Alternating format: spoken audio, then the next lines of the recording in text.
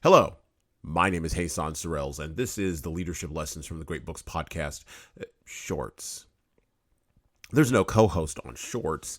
These are 6 to 8 minute observations, ideas, thoughts, or rants about the literature, philosophy, psychology, and the theology of leadership.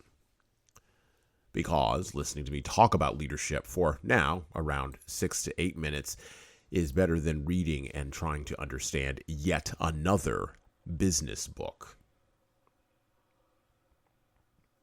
The truth of the matter is, we in the Western world have constructed and now inhabit the emotional, material, and psychological world we collectively told our intellectual, social, and cultural leaders long ago that we wanted. And now, not only can't we stand it, but also we can't figure out how to get out of it. The Nietzschean ideal, fully matured through the existential dread proposed by Sartre and Camus, and fully matured by Derrida, is finally, after all of these years, collapsing under the weight of its own internal contradictions and absurdities, many times manifest absurdities in the West. But that worldview, again, either outright demanded or tacitly approved of by the majority of us, even me, has done a lot of damage along its way to extinction. Many people ask me, partially because I host a leadership podcast and partially because I'm sort of a mouthy guy, "Hey, son, what's the way forward then? If the structures that we've constructed socially, culturally, intellectually, emotionally, psychologically, materially over the course of the last 120 years are collapsing everywhere under the weight of their own contradictions and mismanagement and, of course, absurdity, what is the way forward here? How do we get out of it?" Well, as near as I can determine, the way forward is that we must go back to the past. The near-term past in intellectual and cultural history of perhaps the 17th or 18th century, and rescue the knowledge of the rightness of human authority, action, and competence from our forgotten and abandoned fathers. Kind of like embarking on an intellectual and cultural hero's journey. We cannot perform this desperate rescue mission without clear eyes, courageous hearts, and the candid ability to actually say the truth out loud. The truth of the matter is, every idea Nietzsche ever had was actually a lie.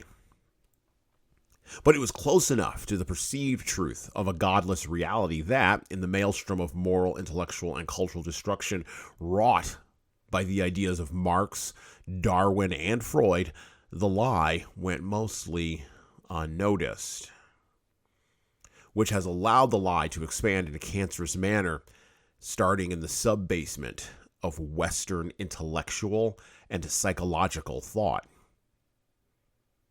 And now, 120 years later, it's time to go on the hero's journey. It's time to embark and get out on the road to cut that cancer out. The truth of the matter is, we cannot look to the leaders and tastemakers of our current Western society and culture, who are intellectually and spiritually moribund, to lead us on this journey. They don't know how to go or where to go either. And they are just as corrupted as the rest of us are.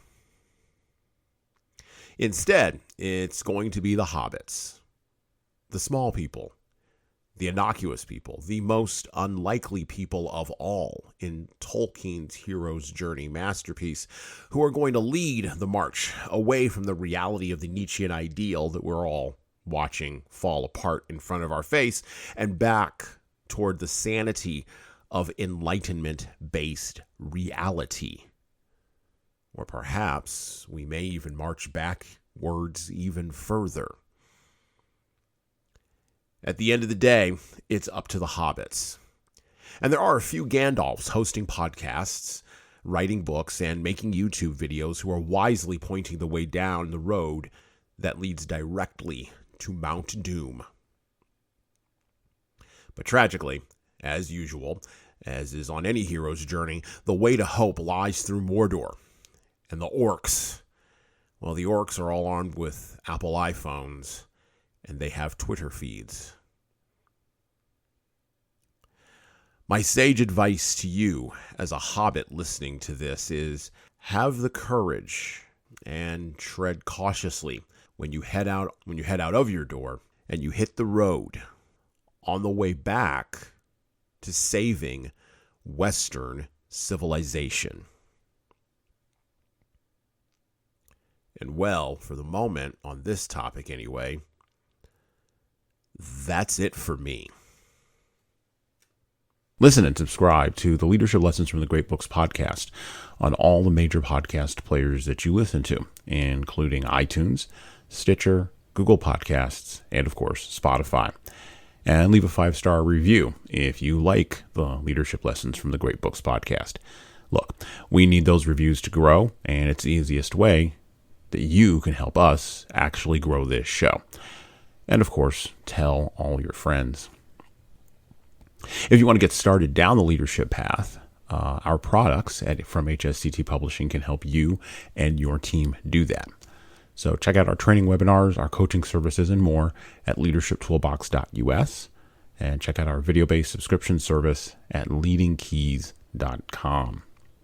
We've got books that will help you and your team grow. So pick up a copy today of My Boss Doesn't Care, 100 Essays on Disrupting Your Workplace by Disrupting Your Boss. And subscribe to the Little Red podcast we launched earlier this year with the same name as this Little Red book. My Boss Doesn't Care, 100 Essays on Disrupting Your Workplace by Disrupting Your Boss. And of course, pick up my most recent book, 12 Rules for Leaders, the Foundation of Intentional Leadership, written with Bradley Madigan. You're going to want to pick up a copy of that in April 2022. And you can get both of these books in paperback, hardcover, or as ebooks on Amazon, Barnes & Noble, Kobo, and any other place you order books on demand. Finally, we are on YouTube, or I'm on YouTube, or someone around here is on YouTube. So like and subscribe to the video version of the Leadership Lessons from the Great Books podcast on the HSCT Publishing channel on YouTube. Just search for HSCT Publishing on YouTube and hit the subscribe button to get updates every single time we upload a new video, which we do that at least once a week. And subscribe to the Hassan Sorrells Presents Audio Experience podcast. Yes, I have 3 podcasts on YouTube where I talk more casually with a wider range of people about all matters that matter in the world today. Everything from fatherhood to criminal justice, Christianity to artificial intelligence. We cover the entire plethora of things that are floating around in my mind, and that's why it's called an audio experience. All right, well, that's it for me. Out.